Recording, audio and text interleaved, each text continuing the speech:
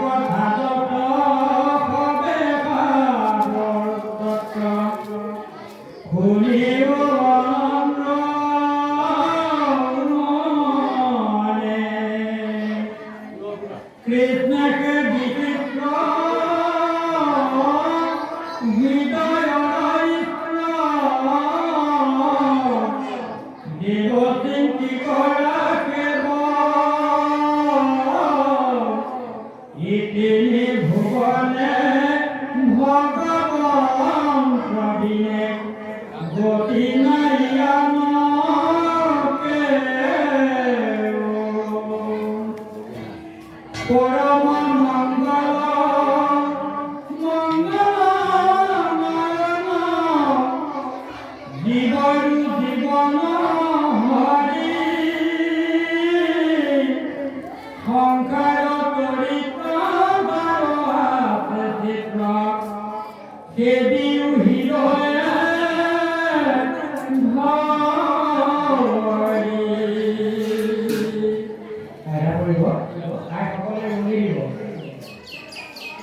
এ মাধৱৰ কথা শুনিও সমীক্ষা তাকে লৈ হৰি নাম ৰহে কৃষ্ণ গতি অনন্ত কন্দলী ডাকিব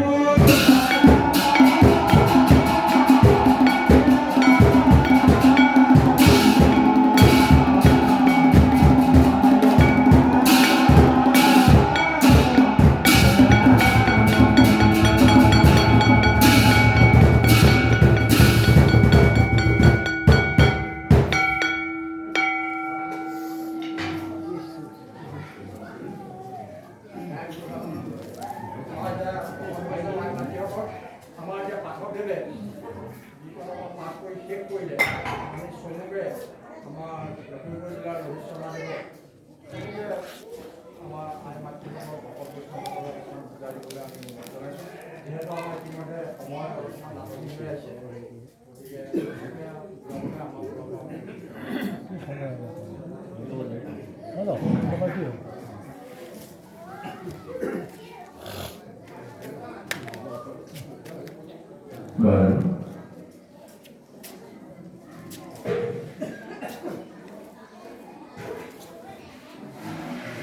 নমস্কাৰ একেবাৰে কৰিবৰ কাৰণে আগবাঢ়িছোঁ।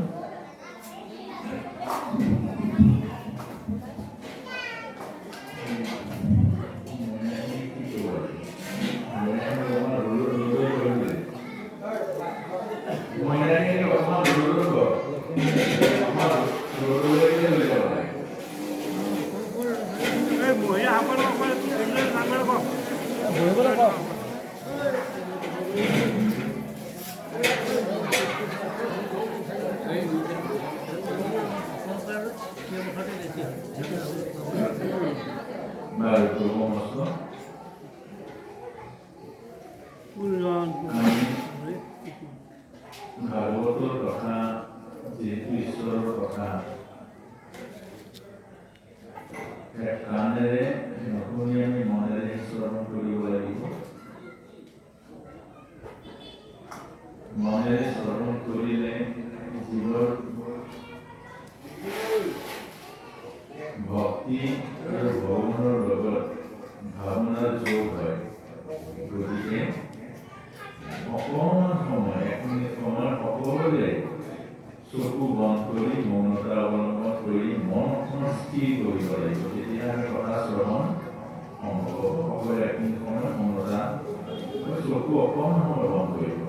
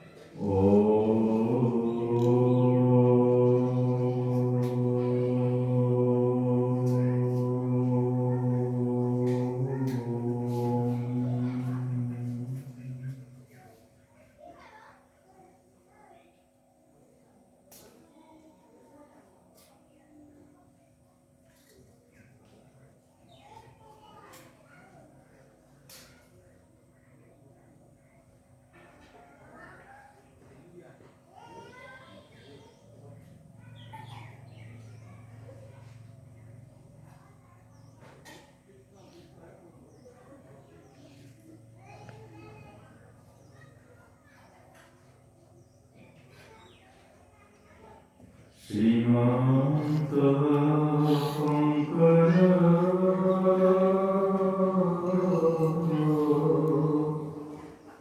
হৰি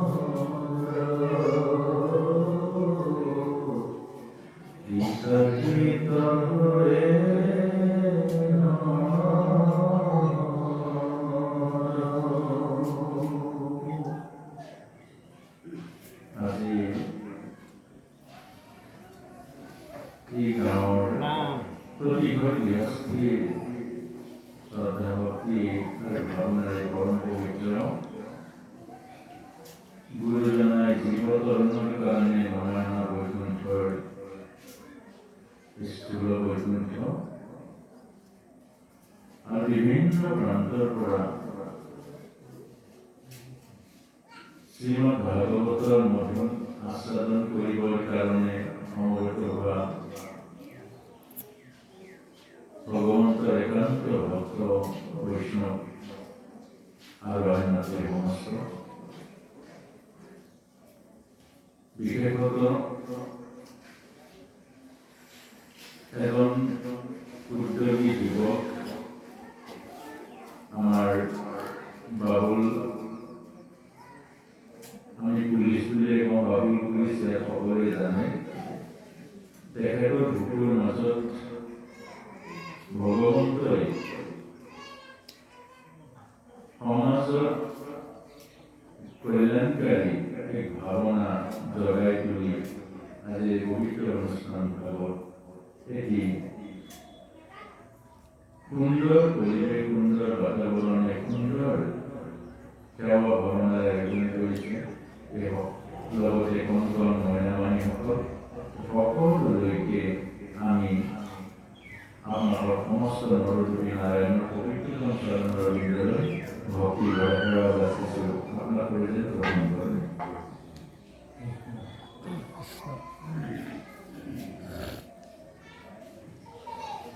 প্ৰথমতে আমাক আজ্ঞা কৰিছিলে শ্ৰীমদ ভাগৱতৰ যি ৩টা শ্লোক, এই ৩টা শ্লোকৰ ওপৰত সম্যক এতিয়া আলোচনা। আচলতে মিত্ৰ ভাই, এতিয়া খুব ঠাণ্ডাৰ দিন, ৪টা বাজিলে সন্ধিয়া লাগে, সময়টো দেৰি হৈছে। যিকণ পাৰোঁ খুব চমুৱাই আমি আলোচনা কৰি তাৰ পাছতে শৰাই বিসৰ্জন দিয়াৰ পাছত যদি আমি প্ৰসাদ লোৱাৰ আগত সময়তে বহৰকৈ আলোচনা কৰিব। সেইকাৰণে আমি সংক্ষিপ্তকৈ যিকণ পাৰোঁ আলোচনা কৰিবৰ কাৰণে যত্ন কৰিম। শ্ৰীমদ ভাগৱত ১৮,০০০ শ্লোক আছে আৰু এই ভাগৱত ৰচনা কৰিছিলে ভগৱানৰ সপ্তবিক অৱতাৰ ব্যাসদেৱে। সংস্কৃতৰ ১৮,০০০ শ্লোকত ৰচনা কৰিছিলে আৰু এই সংস্কৃতৰ ১৮,০০০ শ্লোকৰ বিশাল অৱয়বযুক্ত ভাগৱত কলি মলবতী মনুষ্যৰ বোধগম্য হোৱাকৈ শ্ৰীমন্ত শংকৰ গুৰুজনাই অসমীয়াত 24 চন্দ্ৰ পদেৰে ৰচনা কৰিছে কলি মানুহৰ সুগম আৰু সুলভৰ কাৰণে। কিন্তু গুৰুজনাই এইটা শ্লোক ভাগৱতত এৰি থৈ গ'ল। ইয়াৰ কাৰণটো হ'ল যদিও ভাগৱত আমাৰ আঞ্চলিক ভাষাত ৰচনা কৰিছে, কিন্তু মূলতঃ ভাগৱতটো সংস্কৃত আৰু মূলতঃ ভাগৱত হ'ল সংস্কৃতৰ শ্লোকৰ মাজেৰে ৰচনা কৰা এক ভাৰতীয় সনাতন সভ্যতাৰ বিশাল জ্ঞানৰ ভাণ্ডাৰ। আৰু বেদান্তৰ দ্বিতীয় সূত্ৰ হ'ল শ্ৰীমদ ভাগৱত। বেদান্তৰ অৰ্থ হ'ল বেদৰ যি ক্ৰিয়াগত বা বেদৰ যে সাত অৰ্থ আৰু সেই ভাগৱত বেদান্তৰ দ্বিতীয় সূত্ৰ। এতিয়া প্ৰথম শ্লোক হ'ল জন্মাদ্যস্য য়তঃ অন্নতিতরঃ স্বর্গস্য অভিজ্ঞস্যাৎ তেন ব্রহ্ম বিরাজয়তি কবলিমুচ্যন্তি যৎশিবয় তেজো বালি মিলন যথা বিনিময়ো যত্র বিসর্গং যথা ধর্মস্তেন সদা নিরস্ততুভকং সত্যম পরম ধীমহি। অর্থাৎ প্রথম শ্লোকে কৈছে যে এই যে মাইক জগতখন যিখন সৃষ্টি আমি যি দেখিছো, এই দেখা সৃষ্টিখন ক'ৰ পৰা আহিছে? এই যে আমি বিনন্দীয় সৃষ্টিখন দেখিছো, অনেক ৰঙৰ, অনেক সৌন্দৰ্যৰ, অনেক পৃথকতা, এই যে সংসাৰখন দেখিছো, এইখন ক'ৰ পৰা আহিলে? প্ৰথমতে কৈছে ভগৱানৰ পৰা, ব্ৰহ্মৰ পৰা বা ঈশ্বৰৰ পৰা। আকৌ ক'লৈ যাব? কৈছে ভগৱানক লয় হ'ব। য'ৰ পৰা আহিছে ত'ত লয় হ'ব। কেনেদৰে? এটি কলহ, মাটিৰ কলহ বা মাটিৰ পাত্ৰ যেনেকৈ আহিলে আৰু যেনেকৈ ঘূৰ্ণা কৰে লয় হ'ব। অৰ্থাৎ মাটিৰ পাত্ৰ এটা আগত নাছিলে, কুমাৰে লগ পাই মাটিৰ পাত্ৰটো বনাই দিলে।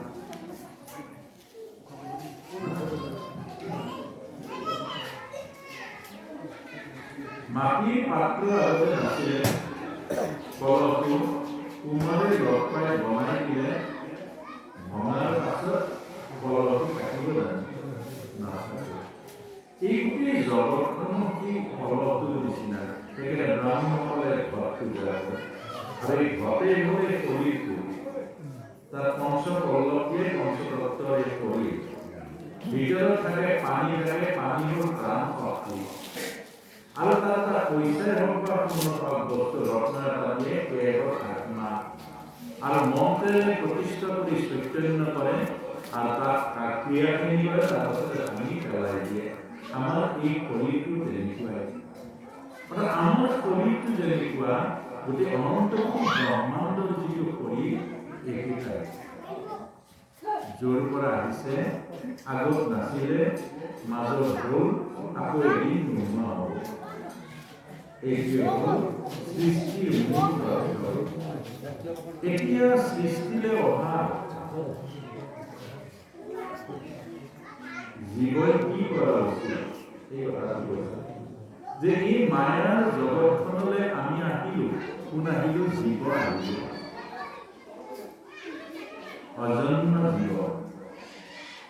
ভগৱত গীতাত কৈছে ন জয়তী বিয়তে বা কদাচিৎ নাম ভক্তা ভবিতা বা নাভ্য আজু নিত্য শাশ্বত পুৰণয় ন ভিন্নতে ভিন্নমানেশ্বৰীয় আত্মাৰ জন্ম নাই আত্মাৰ মৃত্যু নাই আত্মাই মাত্ৰ এটা প্ৰকৃতিৰ চোলা পিন্ধে আৰু কাম কৰে আত্মা গুচি যায় ভাল কাম কৰিলে নৰকলৈ নাযায় স্বৰ্গলৈ যাব বেয়া কাম কৰিলে নৰকলৈ যাব কৰ্মহে থাকিব ইয়াত শৰীৰ নাথাকে আৰু এই কথাটোকে কৈছে শেষত শ্লোকটো সামৰিছে কি সত্যম পৰম ধীমহি অৰ্থাৎ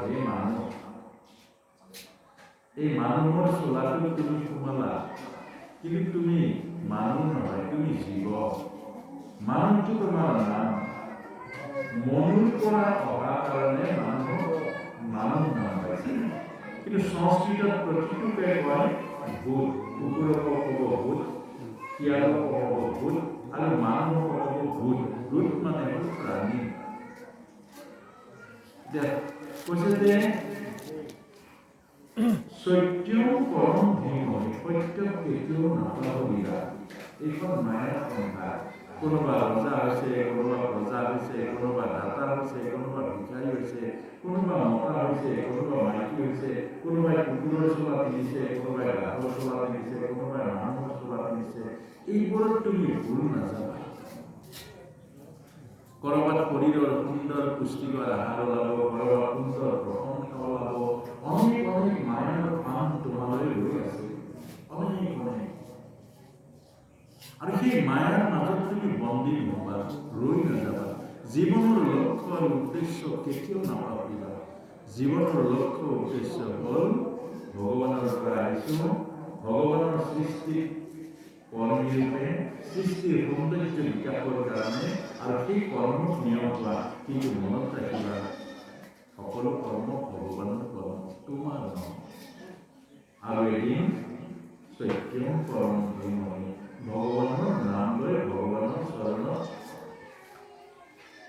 আশ্ৰয় পাবা আমি বৰ বন্দী হৈ যাওঁ ধনী হ'লেও বন্দী হৈ যাওঁ দুখীয়া হ'লেও বন্দী হৈ যাওঁ ধনী হ'লে ধনৰ গৰ্বই বন্দী কৰে দুখীয়া হ'লে লোভ লালসে বন্দী কৰে আমাৰ বন্দী কৰে মতা হ'লেও বন্দী হওঁ মাইকী হ'লেও বন্দী হওঁ অৰ্থাৎ ভগৱত গীতাত কৈছে এই বন্দীত্বৰ মূল কাৰণে হ'ল পৰি এটা আমি পৰি পাওঁ অবিদ্যা বলে জীৱ গুণৰ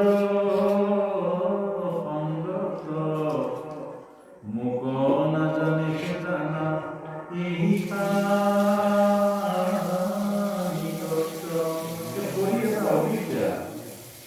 যে শৰীৰত যিজনে অবিদ্যাত বন্দী হয় ঈশ্বৰক পাব নোৱাৰে আত্মাক পাহৰি পেলায় কুকুৰে ভাবে মই কুকুৰ শৰীৰটো কুকুৰ জীৱনটো কুকুৰ নহয় এতিয়া কুকুৰে অৰ্থাৎ জীৱই কুকুৰৰ দেহটো সোমালে আৰু সেই কুকুৰৰ দেহটো ভাগি লয় আমি মানুহৰ সোমাইছোঁ মানুহৰ দেহ বন্দী কৰিছে মানুহ শ্ৰেষ্ঠ চৰাই আমাতকৈ যিমান শ্ৰেষ্ঠ কিমান ওপৰত তুলিব পাৰে কিন্তু আমি এইটো নাজানো সেইকাৰণে সত্যম পৰম ধীমহি সত্য কেতিয়াও নাপাহৰিবা সত্যক ধ্যান কৰিবা অনবৰত সত্যৰ চিন্তাত ৰবা আৰু অন্তিমত সত্যকে পাবা এইটো প্ৰথম শ্লোক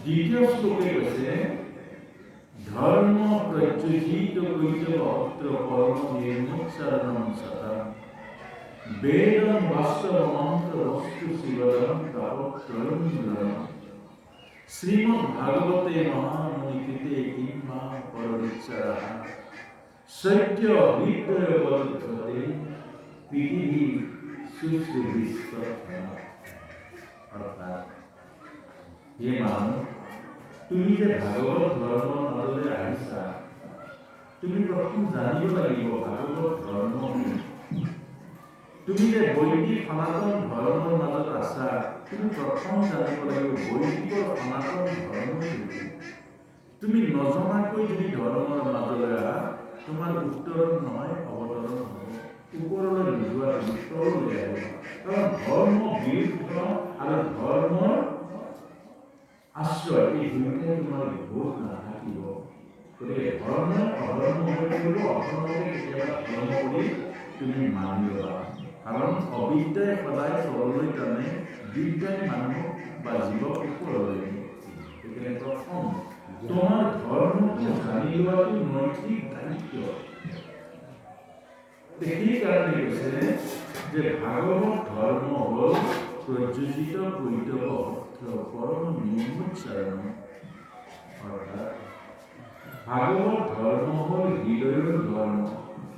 যি মানুহৰ হৃদয় শুদ্ধ, হৃদয় পবিত্ৰ, হৃদয়ত অহংকাৰ আৰু অভিমান নাই, তেওঁ জনমত এবাৰ ভাগৱত নপঢ়িলেও তেওঁ মহাভাগৱত।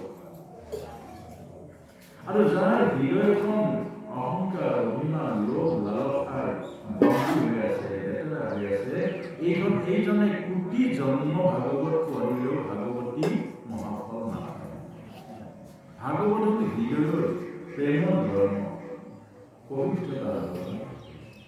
সেইকাৰণে কৈছে প্ৰযোজিত কৈতৱ অৰ্থ।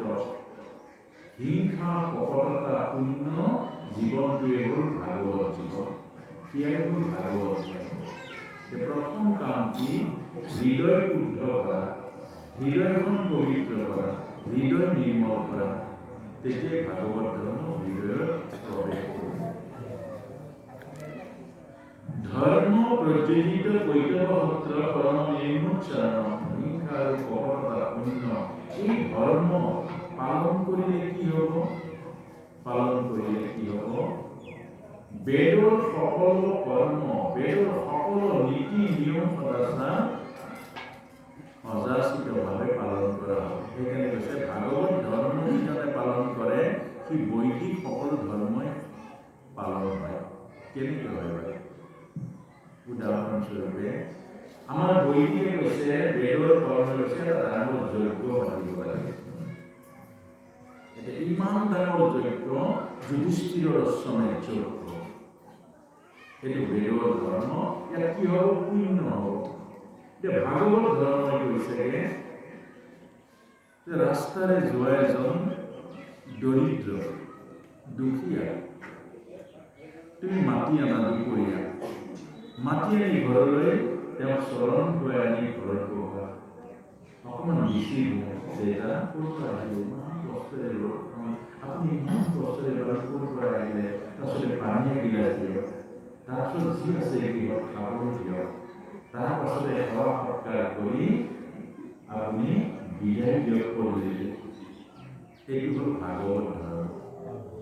অৰ্থাৎ সেই বেদৰ ধৰ্ম, অৰ্থাৎ এটা মহাযজ্ঞ, সেয়াও ধৰ্ম, সেয়া পুণ্যৰ ধৰ্ম। আৰু এয়া দৰিদ্ৰজনক মাতি আনিলে যে এয়া হ'ল ভাগৱতৰ ধৰ্ম।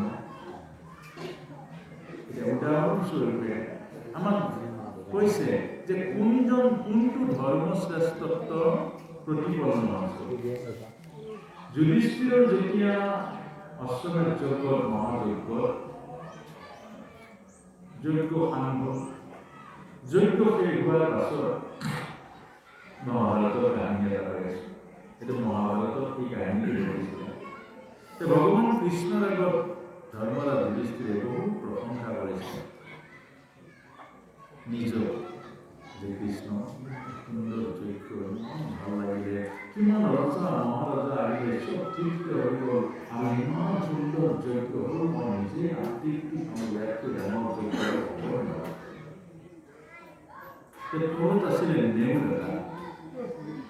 নেউলটোৱে মাতিছে যে ধৰ্মৰাজ, আপোনাৰ যজ্ঞটো এজন দৰিদ্ৰ এঘৰৰ অতিথি সেৱাৰ সমান হ'ল। এজন অতিথি সেৱা, এঘৰ দৰিদ্ৰৰ গৃহস্থীয়ে এজন অতিথি সেৱাৰ সমান হ'ল আপোনাৰ যজ্ঞ।